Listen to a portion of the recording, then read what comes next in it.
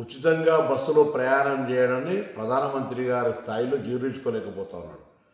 తప్పేంది, కొన్ని రాష్ట్రాలు అక్కడ నుండి మహిళల మీద వారికి ఒక ఆర్థికంగా ఉపయోగపడాలనేటువంటి ఆలోచనతో ఉచిత బస్సు సౌకర్యం కలిగేసింది. వాస్తవంగా దీనికి మెట్రోకు సంబంధం లేదు. మెట్రో ప్రయాణికుల సెక్టర్ మెట్రో ప్రయాణికులదే. ఇవాళ కూడా మెట్రో పరంగా ఇంటర్వ్యూ చేస్తే ఇంకా బోగీలు పెంచమని అడుగుతూ ఉన్నారు. అది వదిలిపెట్టి ప్రధానమంత్రి గారు రాజకీయపరమైనటువంటి లబ్ధికి సంబంధించిన విషయంలో ఆలోచన చేస్తూ ఉన్నారా?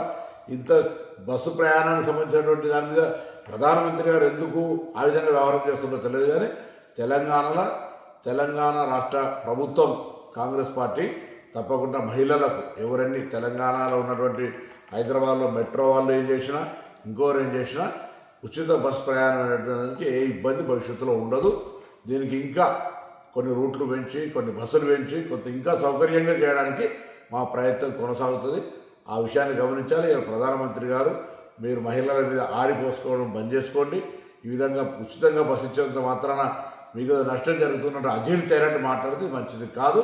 ఇటువంటి చిన్న పరమైన వ్యాఖ్యలు చేసి ప్రధానమంత్రి స్థాయికి దిగజార్చుకోవద్దని నీతో చెప్తా ఉన్నాను.